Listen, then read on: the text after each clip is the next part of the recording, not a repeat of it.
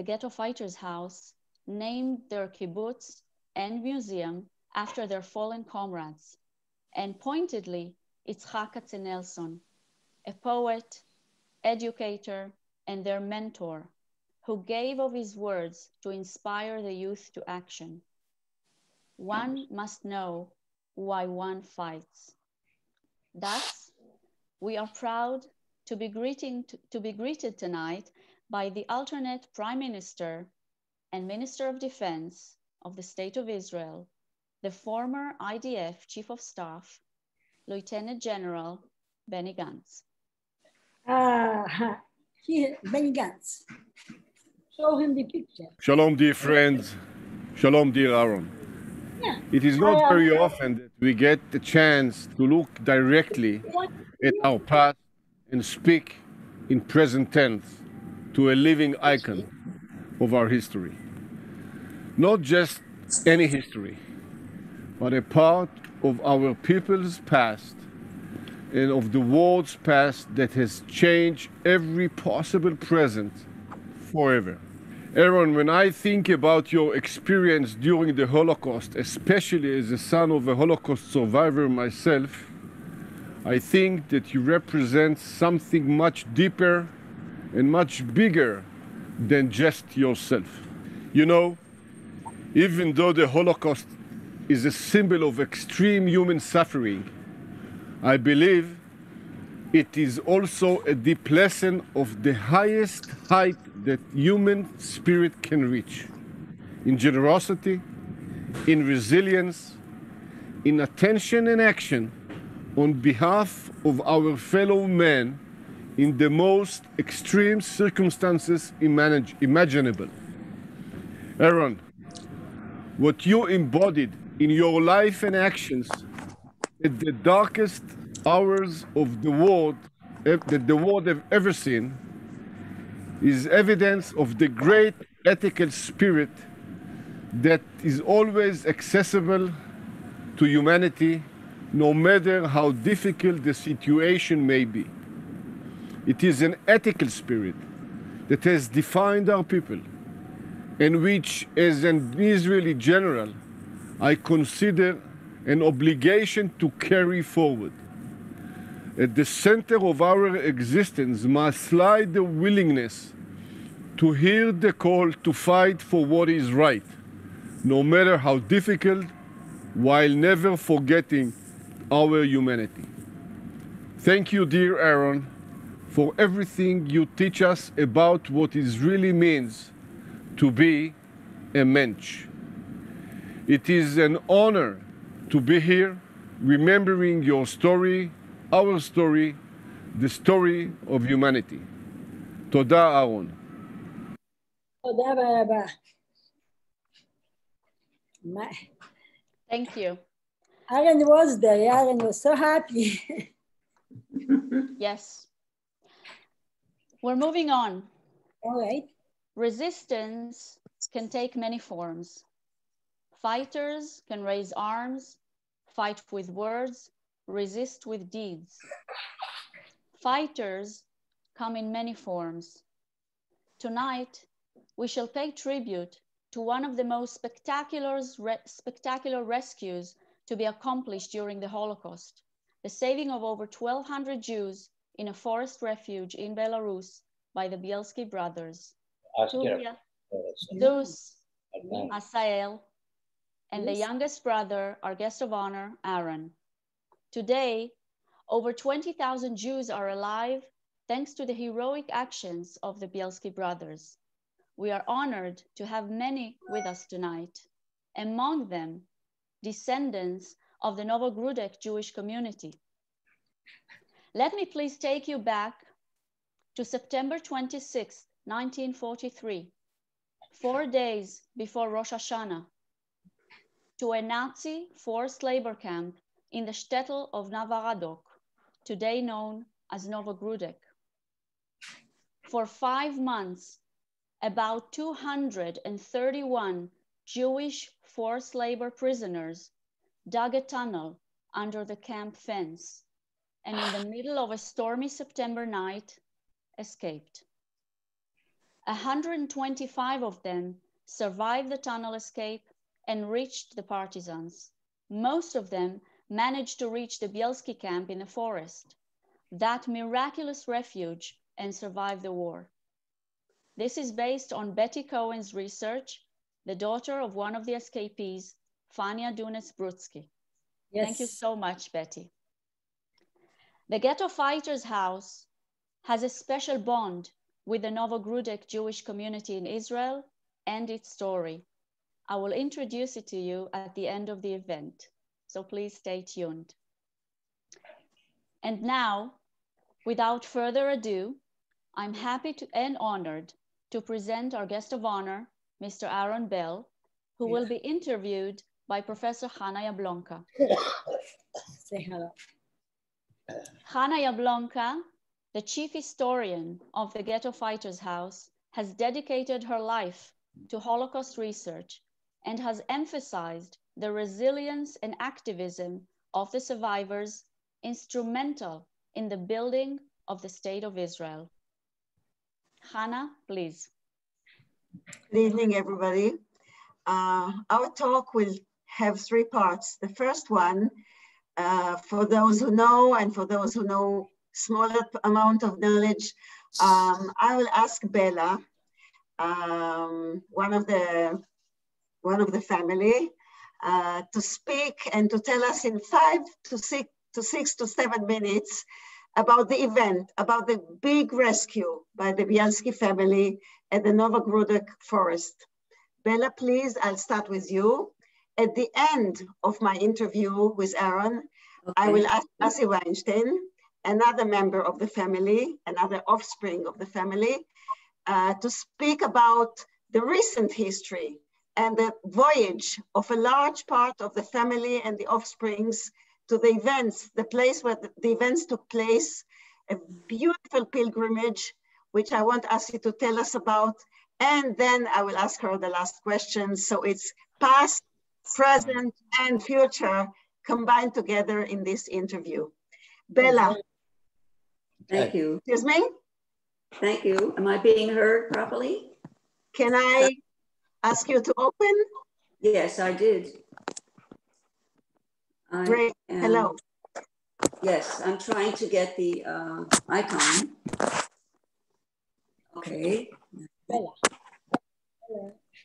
We hear you and see you, Bella. Yeah, okay. I'm unmuted. Can I be heard? Bella Rubin, by the way, is the daughter of one of Aron's sisters.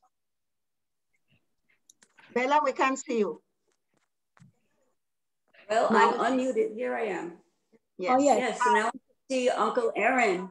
Shalom, Uncle Aron and Rika. How are you?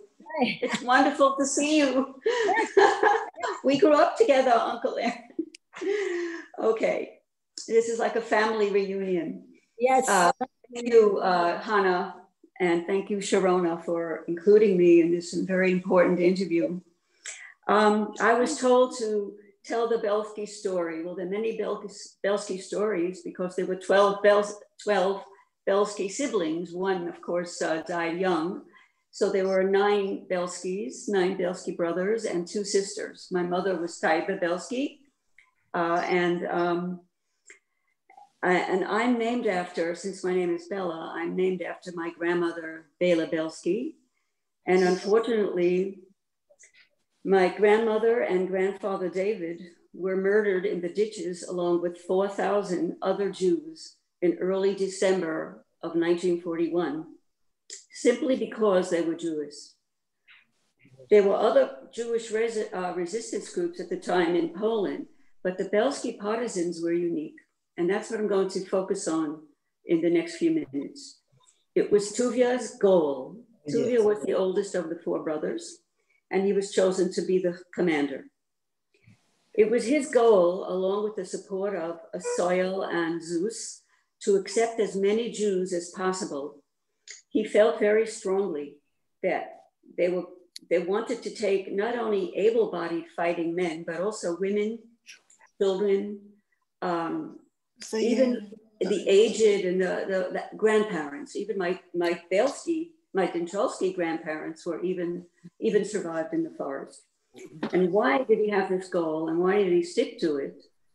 Because he felt there had to be some Jews, even a handful, who would survive and tell the story of how they were persecuted, hunted by the Nazis and their allies, and some of their families who were murdered and buried in nameless mass graves.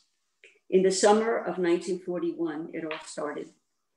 How did the Bielskis accomplish setting up a partisan camp, a family partisan camp? And how did it start? I hope we have enough time to tell how it began. So in the summer of 41, the Nazis invaded from the west, and the Russians were retreating on the eastern Polish border. There were many rumors about how the Jews in particular were being rounded up, put into ghettos, or shot on the spot for resisting SS soldiers or the Wehrmacht army. So the Jews of that area around Novogóric, Lida, and many other villages, they knew they had to find hiding places or else be taken into the ghettos, and who knows what would happen after that. Some decided to go into the ghettos. However, the Bielski brothers, who were already known to the authorities and were already being hunted, vowed never to go into a ghetto. They also vowed to make sure that their families would be kept safe. But how could they do this? What happened was, after Aron told Soil and Zeus about what had happened to his parents, that they were murdered, and after their two younger brothers, Yaakov and Avram, were also murdered while they tried to escape from one of the prisons, they said, we have to go, we have to take our families and hide. So the next day, without any warning, they went off to tell Taibe, their older sister, and she was living in the Dincholsky household in Big Izva. The Dincholskis were another large family group, living not so far apart from the Bielskis. There was a lot of interaction with them, even intermarriage. So they went there to warn them. And the next day, they decided they were leaving. There was no plan, no provision.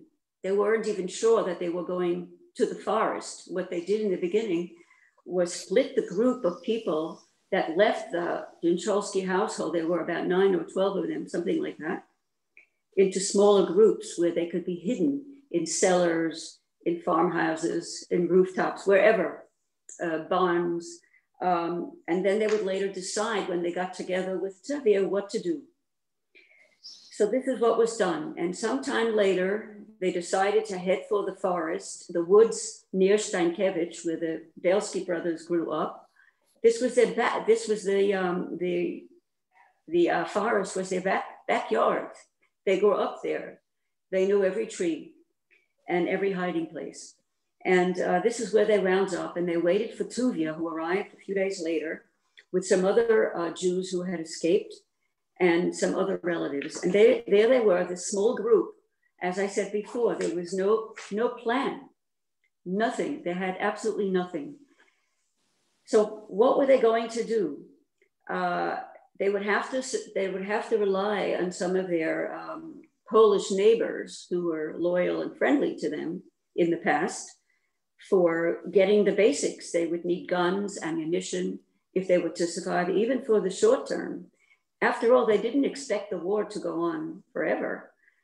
So they felt that they could survive for a period of time if they had the food, some clothing for the winter, and shelter for a place to sleep.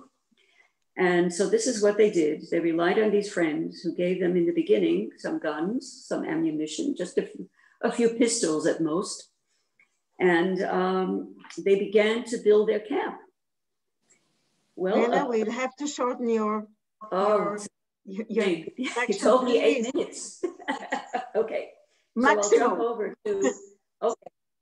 I'll go to the last year where they finally had to move their camp because the Germans were infiltrating close to the original camp. They moved to the Naliboki forest, and there, incredibly, they built a social community. They had shops to fix some boots They had a synagogue. They had a medical clinic. There was this doctor, a nurse. They had everything they needed to remain human. And they also made contact with the Russian partisans and created a brigade, a Jewish brigade that joined the Russians in sabotage events, which were successful, more or less. And this is how they survived. So in 1941, I'll end now, okay? In July 1944, the Russians liberated most of the partisans, and including the Bielski partisan camp. And the partisans walked out of the forest with nothing. On Tuvia's orders, he asked them not to take anything with them. He didn't want the Jewish partisans to be looked at as thieves of some kind or criminals. And this is what happened. Some wound up eventually in DP camps all over Europe. I was born in Aron Bell, Germany, 1945. Some went to Palestine. I can go individually and tell you what each one did if you have the time. I also want to say that there was another brother and sister I haven't mentioned yet, who were Bielskis. Yeshia, who later became a rabbi. He spent the war in Russia, I think in Siberia eventually. And my aunt Estelle, my mother's younger sister, who also spent the war in Russia. They later wound up in the United States. My family also was brought over by our guarantor, who was Uncle Walter Bell. Walter was living in the United States as a U.S. citizen. Another brother was there, Nathan Bell, and Walter was able to get us visas to come and settle in New York. And though the other Bielski brothers wound up in Israel, Palestine, eventually they arrived in New York, and we were all settled in Brooklyn. And Aron, I just must say, used to visit my mother. He was the last one left that used to visit my mother when she was living by herself in her 80s. He would visit her and get coffee in the morning and see how she was doing. And he would come back and then visit me and my then husband, Yoram. We were living in Manhattan. He would walk in at 7 o'clock in the morning and get his coffee. And I must also say that years later, I was the babysitter of his children. So our heritage is going on, and I think I have to stop and give other people a chance. If we have time afterwards, I can tell a little bit about my sister Lola's story, who was a baby taken into the camp in the very beginning. But of course, she couldn't be kept there. She had to be given away to foster parents. And this is a story in itself. So I'll go back to you, Hannah, if you want to introduce the next people. Thank you, Bella. Thank you very much.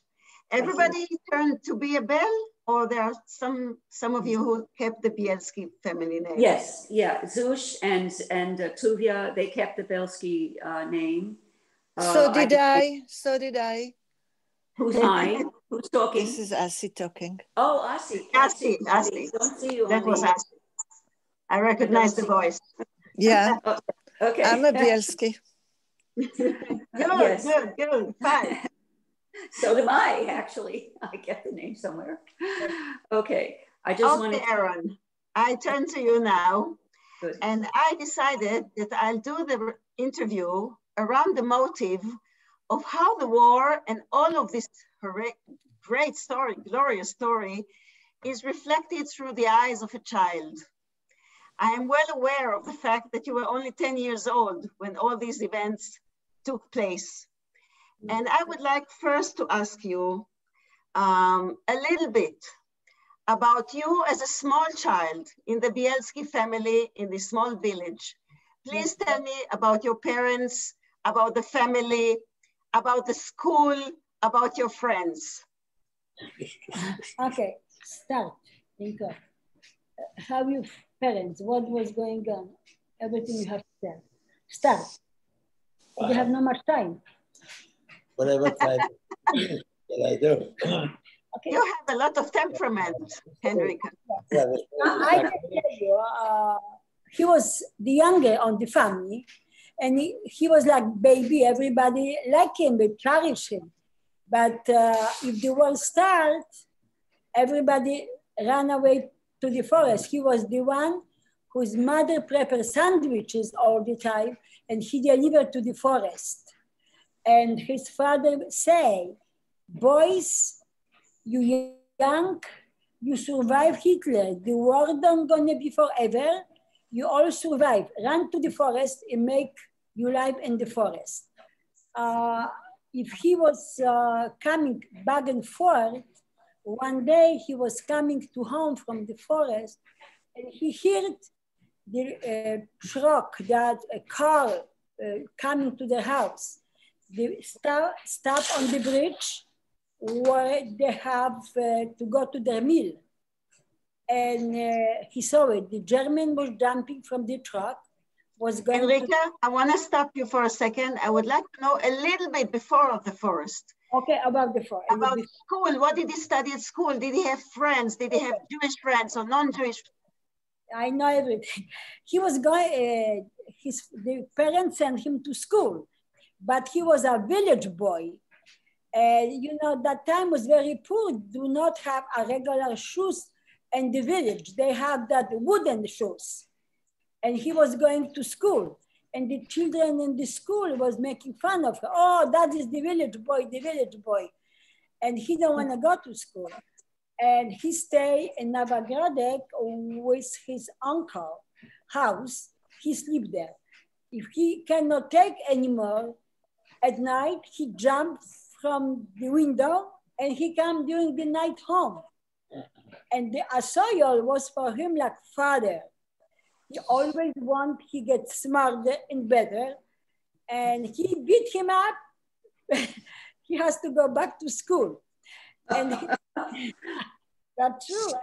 And the children in school was always making fun of him. But the closer where he was with him was Jack Kagan. Jack Kagan was always closer to him. And they remained friends the rest of Jack Kagan's life. They called Jack Kagan was another boy in the... Yes. That was his buddy? Yes. But if he go back to school, the children again make fun of him.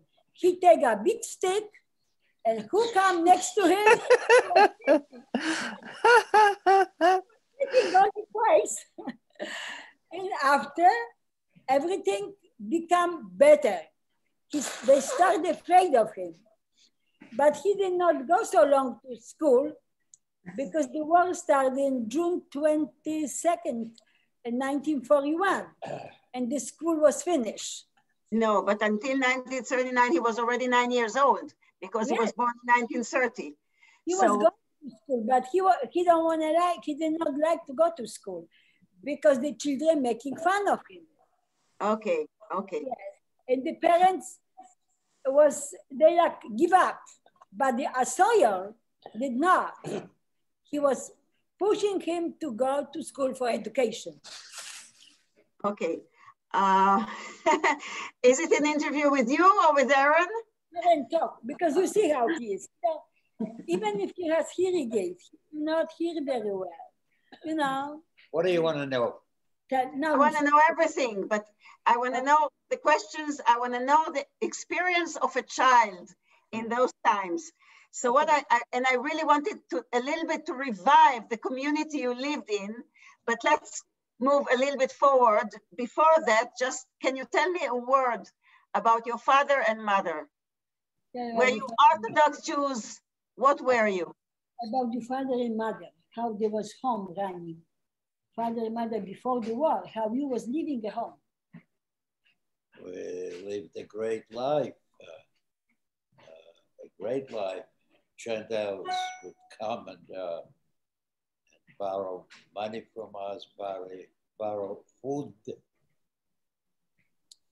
We had it great. How old was your mother? I think. About your mother, say. How old was she? I think that we were born in the country. And something 40s, his mother was. In the 40s, okay. Yes.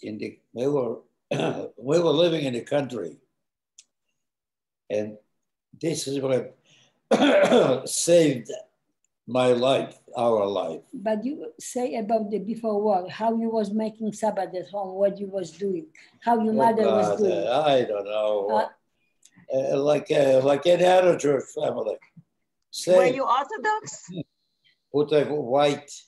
Yes. What do you call it? Tablecloth. Tablecloth with nails, with challah, whatever we had. But we had it good. Were you religious? You was religious. Do you was religious? I don't know. Well, I had a brother, a rabbi. He don't remember already. I know that his mother always making Sabbath. Was always Sabbath. There was every table was on the table and a candle was lighting. But you know, at that time they probably do not keep so kosher home. But they tried. They don't eat bacon and don't eat any pork. That's I know. Light religious light we call it. Yeah. Okay. Yes. Okay, we can move a little bit forward and let's go to the forest. Okay, the war started. Go to forest. We go to the forest. Now you were very young at the forest. You were 10 years old at that time. Did you? He's asking how was in the forest? Yes. The forest is beautiful. At night, you see this moon. During the day, you see, you have sun and freedom. Sun was very well, thanks to,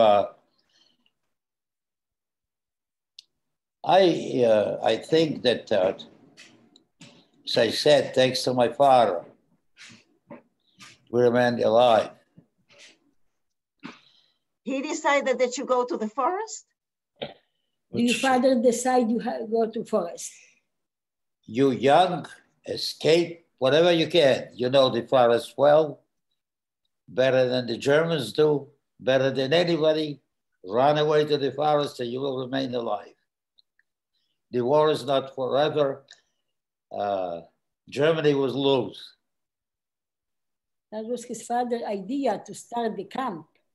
So, and actually his father was the driving force behind the decision that Aron goes to the forest. Okay, okay.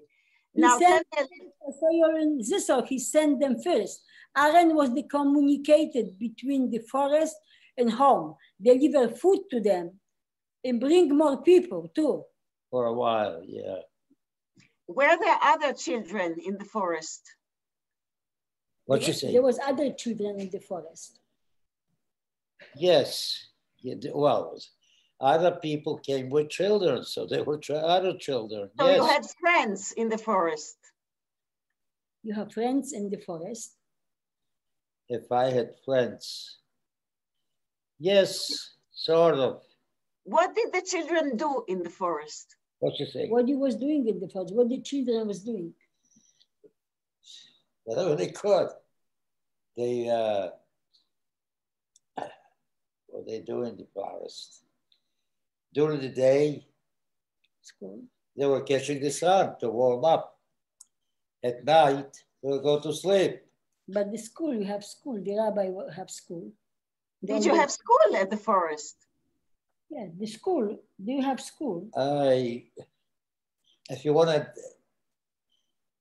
to know the truth, I think this was the best school I ever got. Was right there. What did you study there? What you say? What did you study? In this good school, what did you study? What did I study? I learned there, if someone is good, be good to him. If someone is bad, be 100 times worse than him. I don't know if you understand that. Yes, yeah. Do you understand that? Yeah. But did you did you have any childish culture in the forest?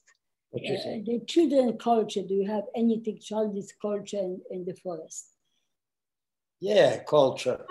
You see the sun, you like to see the moon. You didn't play much, I understand. It shows you that. Did they give you some tasks in the camp life? And you have rifle, you went to Ghetto, what you was doing? Me, I had a good time. That is Aron. I had a good time. That is Aron. He got rifle. The rifle was bigger than he was. And he was trained to shoot. And he has to shoot. Did you shoot at the age of 10?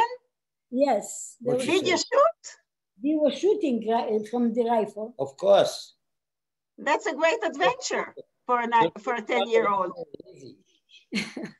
Well, they were sending him also to Ghetto, bring people from Ghetto. He was tiny, small, and he was... Oh, that was his task. Yes. So he could get easily into the ghetto. Yes, he was very easy, nobody could see it. Another thing, Aron was always rebel. He never wearing a Star of David. Everybody was wearing, but Aron never. Everybody had to work in the street. Aron was walking in the sidewalk. Like he was a privileged Jew. He always was rebel. That's correct. If he was going with his mother to police station, they collecting a lot of gold to take his two brothers from jail, Avraham and Yankel. And his mother was walking in the street, but he was walking in the sidewalk. And they went to jail to pay gold and take the brother out. But if the mother arrived to the jail, there was not enough gold to take them out. And they took the gold, the mother and him have to go home without gold, without the other two brothers. But the policemen who used to grow up in their farm recognized him and tell the German, that is the younger Bielski. They took him to jail and take him behind the jail. And they want to know where is Asoyor and Zissou. My brothers. Yes, and he don't want to tell them. They take him in the back and they tell him to dig grave for himself. He dig the grave by teeth, by hands. They did not give him shovel, nothing. And every time they said to him, lie down, and this is enough big for you. You have to measure. This is enough big for you. And that's why he became completely mute. He did not speak for a long time.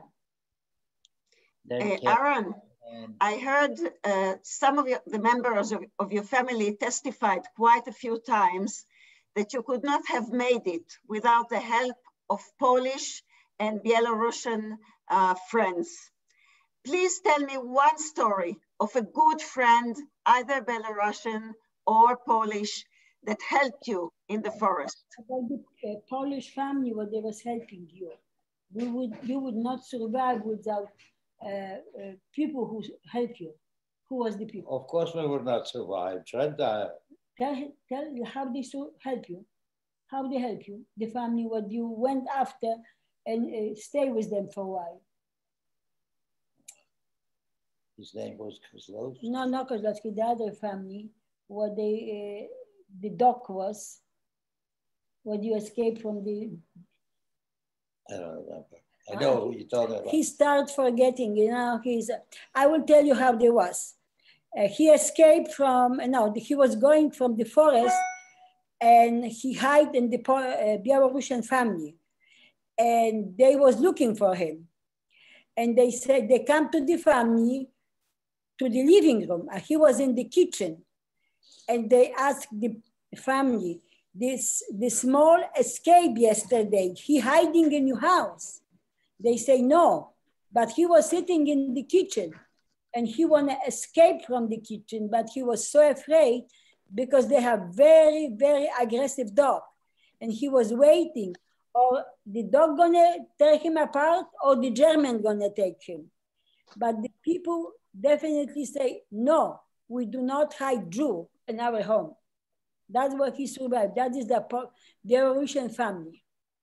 How can you explain such a willingness to risk their own lives in order to help and save the Jews?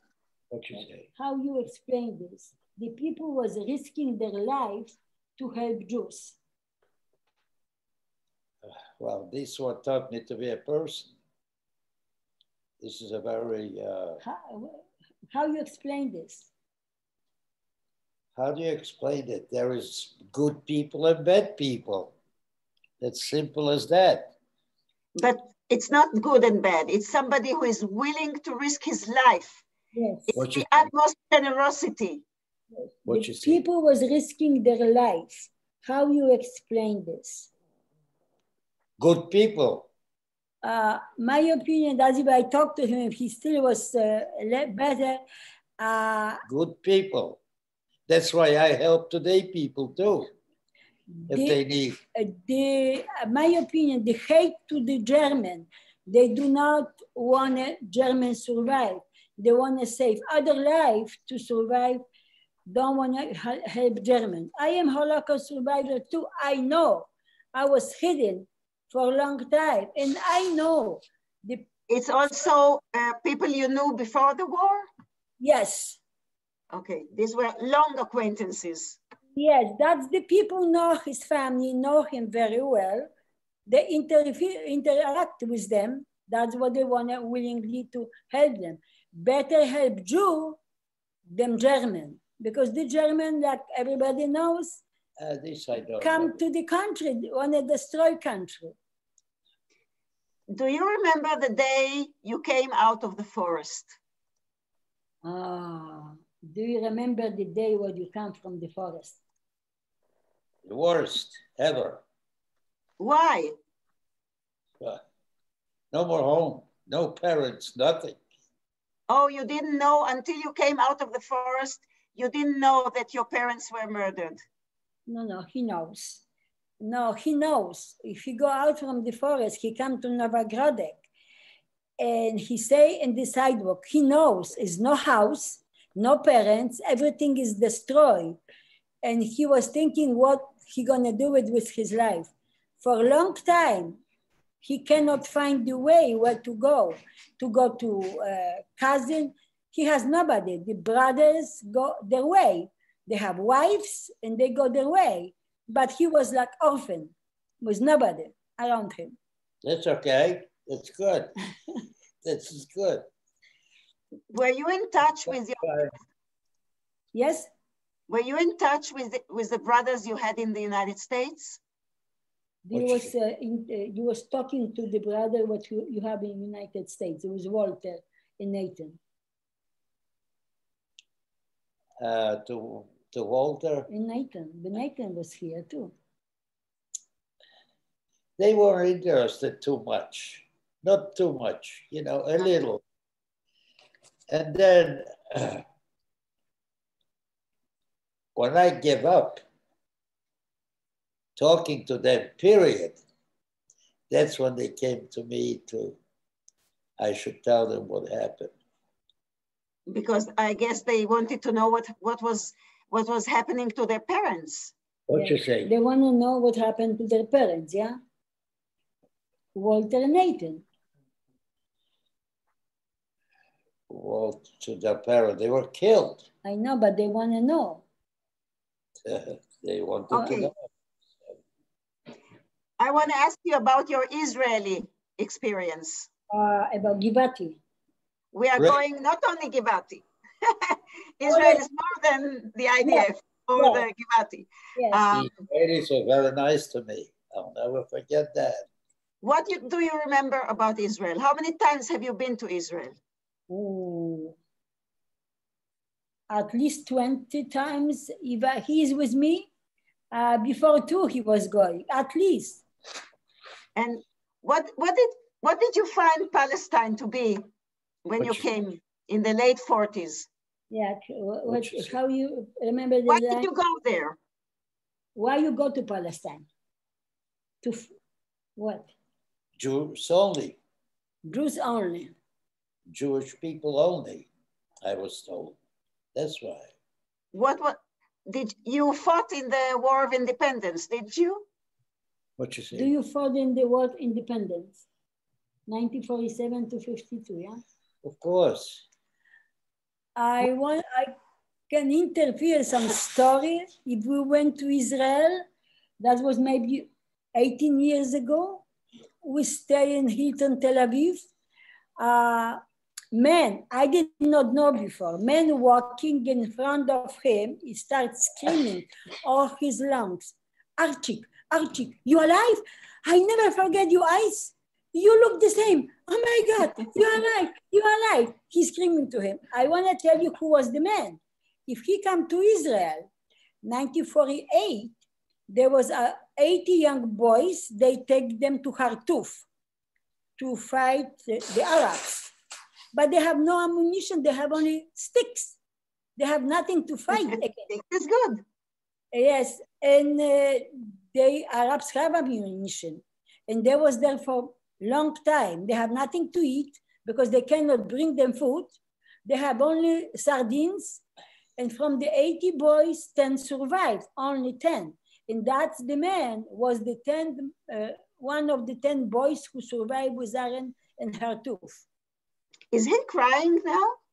Yes, he always crying. He's very sensitive. Okay. But why now? Why are you crying specifically now?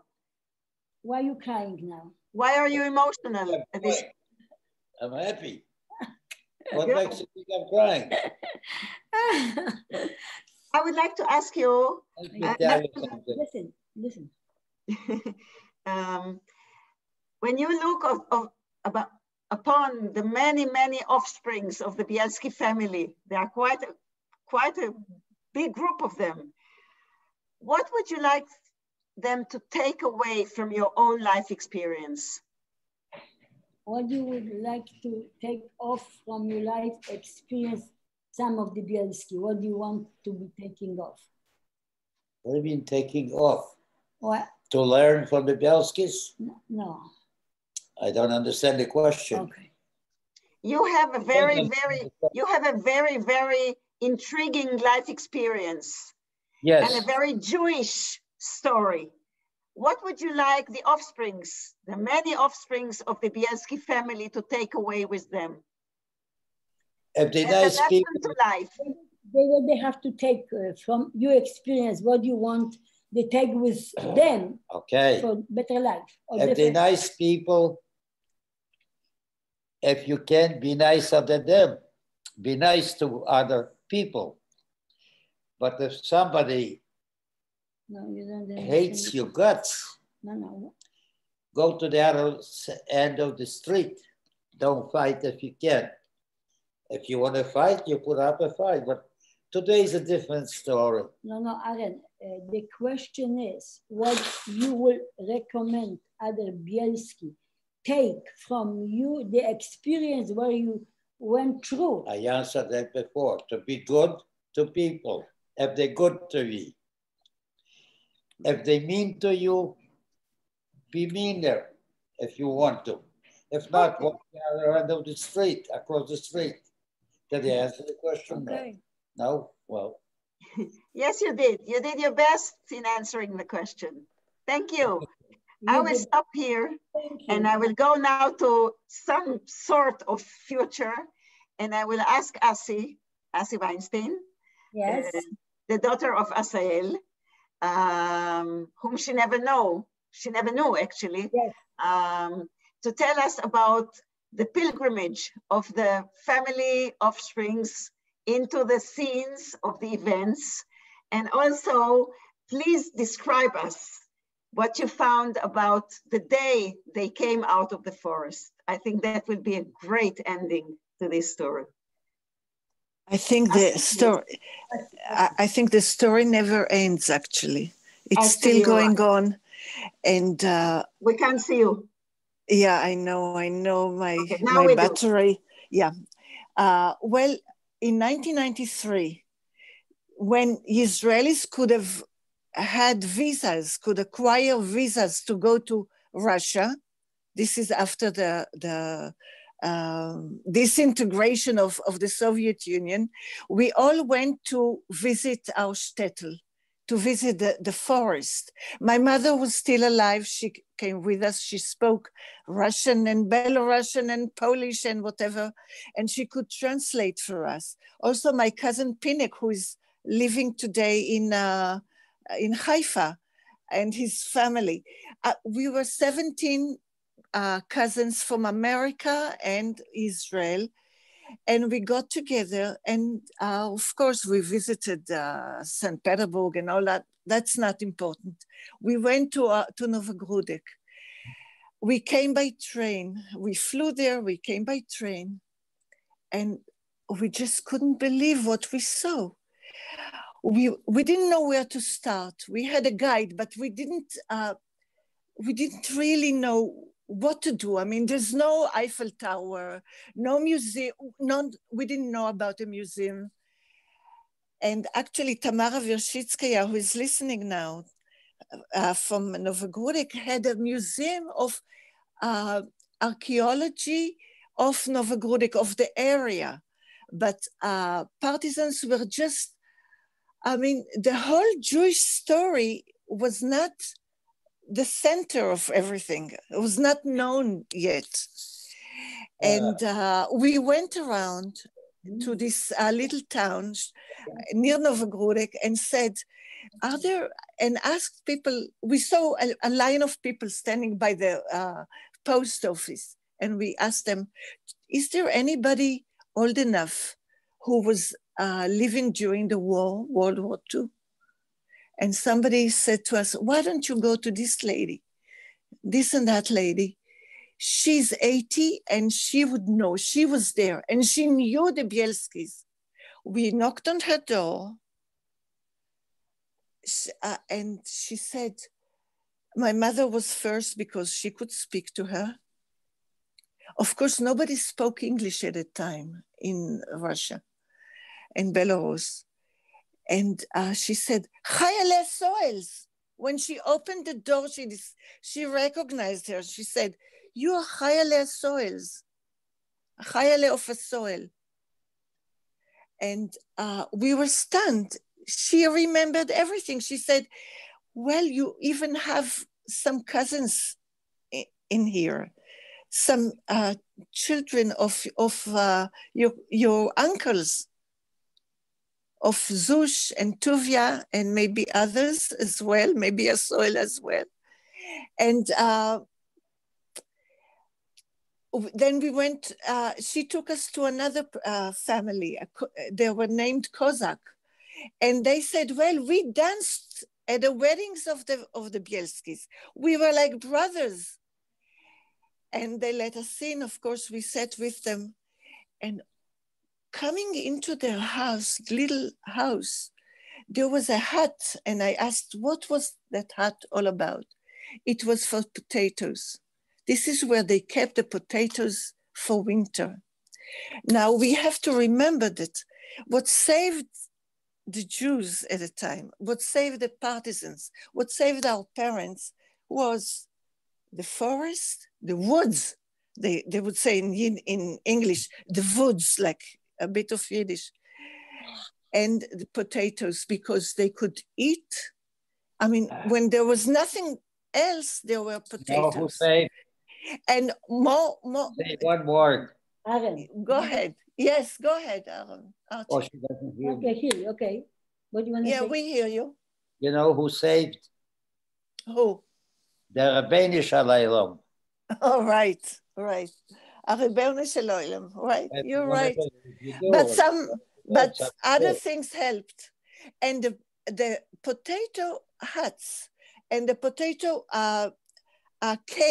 they were very often kept under the kitchen floor or so on. This is where Jews hid very often before they got to the forest. We have a story of a little, another Bella, one of my cousins, who was hiding. She was a baby. She was hiding in the potato cave.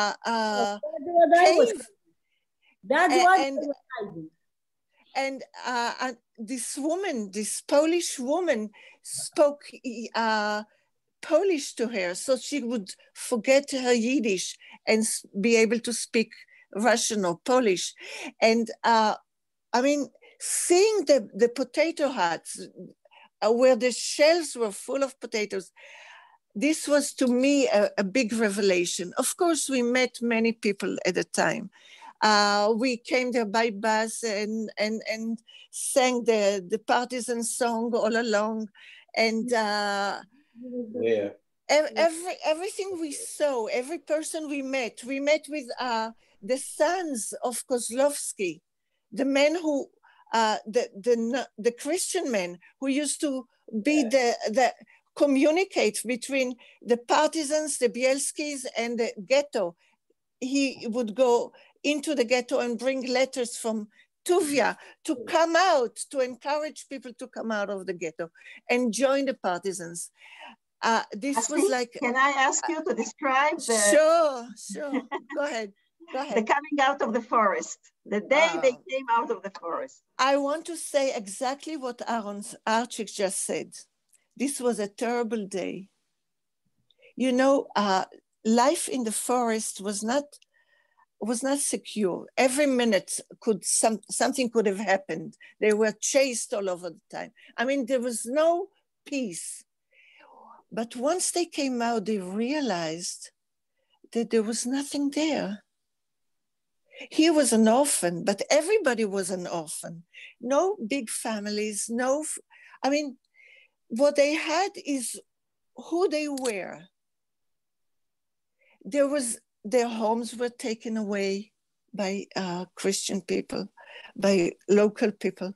They had, I mean, it's not to be believed. The world has turned upside down. And they didn't, while they were trying to survive in the forest, they were busy surviving. They were busy doing things.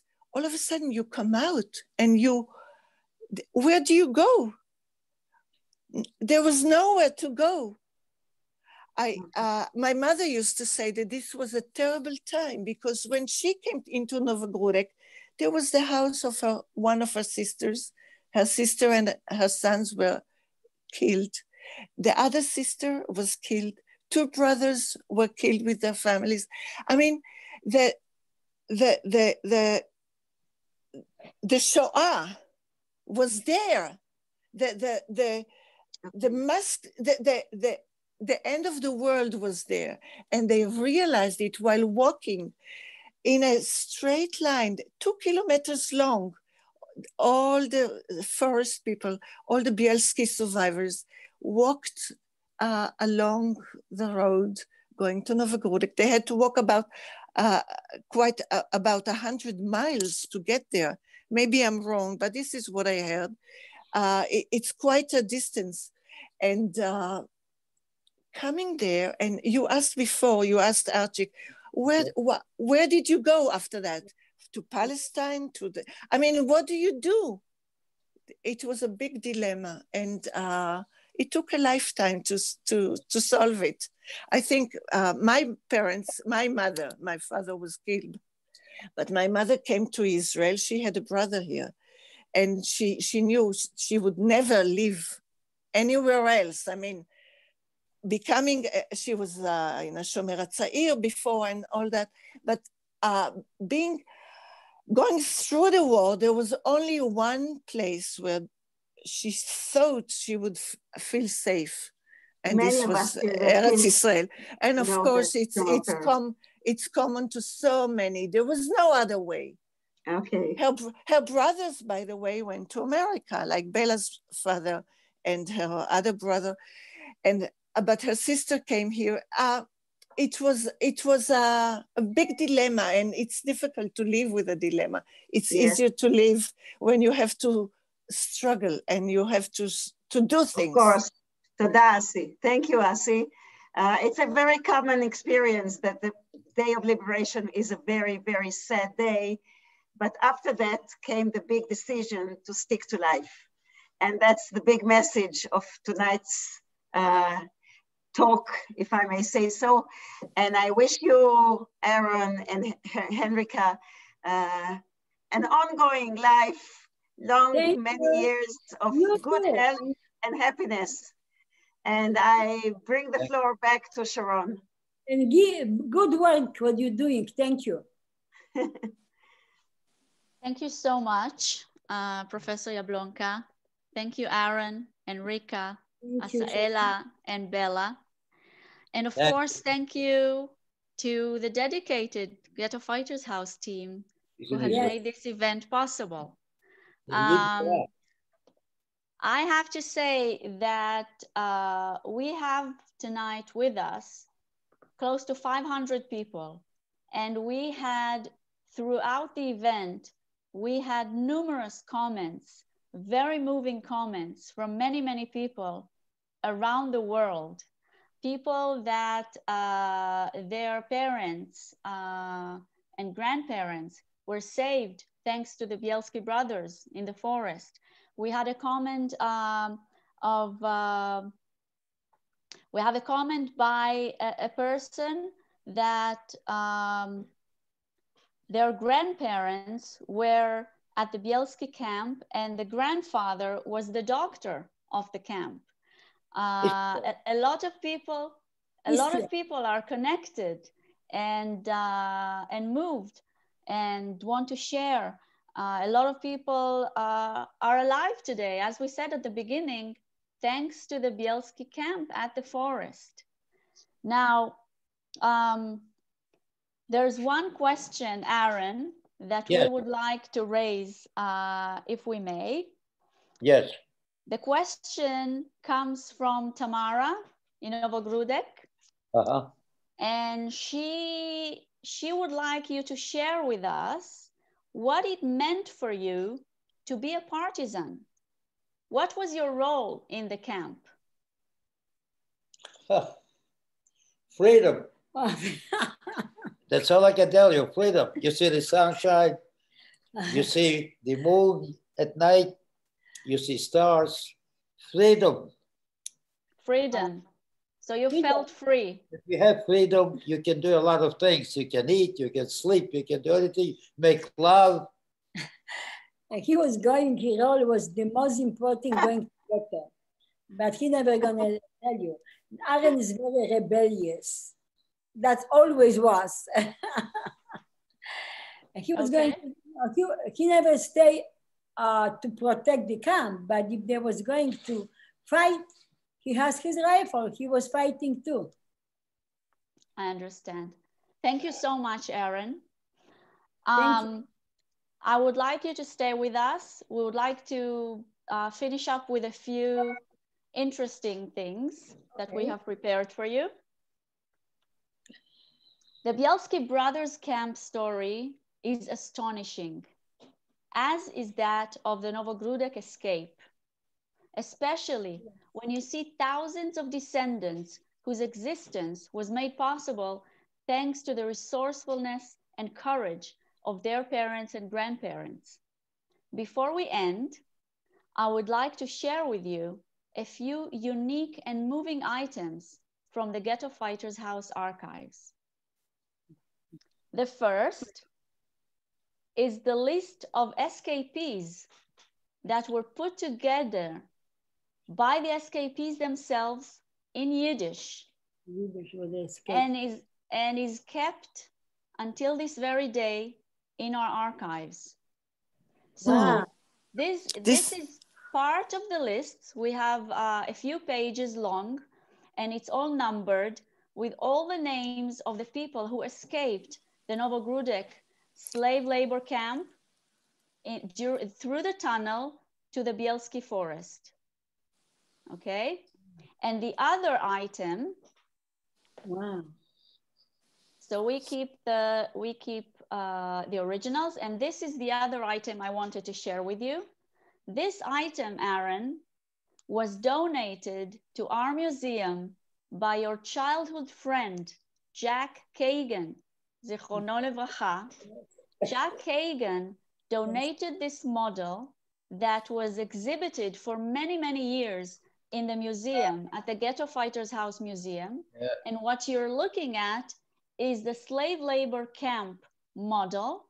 Yes. And if you look to the left side of the model, you see the tunnel that leads from the camp underneath the fence to the forest. So these two items are very close to our hearts, very, very close to our hearts. And last before least, I would like to mention this very, very special woman, Fania Dunetz-Brodsky, the oldest survivor of the Novogrudek escape and the Bielski camp, is 100 years young. We wish her good health and happy birthday. She just celebrated her 100 years birthday in Jerusalem. Happy birthday, young lady. Happy Yes. Many God bless.